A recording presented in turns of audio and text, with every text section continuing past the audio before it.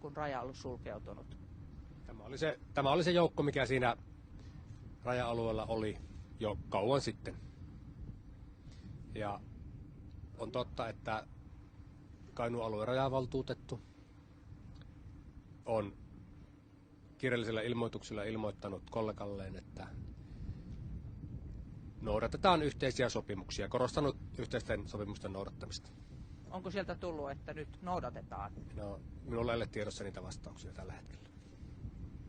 Nuo turvapaikanhakijat, osa on ollut huonossa kunnossa tosiaan ja heillä ei ole juuri mitään kantamuksia. Voitko kertoa tästä enemmän? No, me olemme nimenomaan kiinnittäneet huomiota erityisesti niihin haavoittuvassa asemassa oleviin, muun muassa siihen yhteen perheeseen, joka tätä kautta Suomeen on saapunut. Mutta pääosinhan nämä ihmiset ovat kuitenkin olleet ihan hyväkuntoisia. No, tilanne on yhä päällä. Miten tämä tästä purkautuu?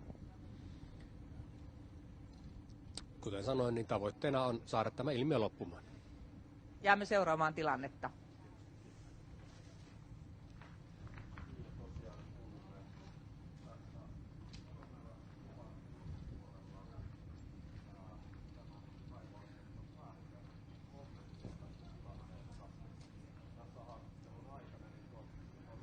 Nyt jo tänne Vartiuksen raja-asemalle on siis tullut yli 50 turvapaikanhakijaa.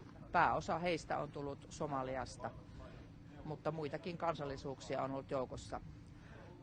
Rajaviranomaiset ovat puhuttaneet heitä etäyhteydellä, koska täällä on ollut paikalla vain venäjänkielinen tulkki, mutta kukaan heistä ei ole ymmärtänyt venäjää.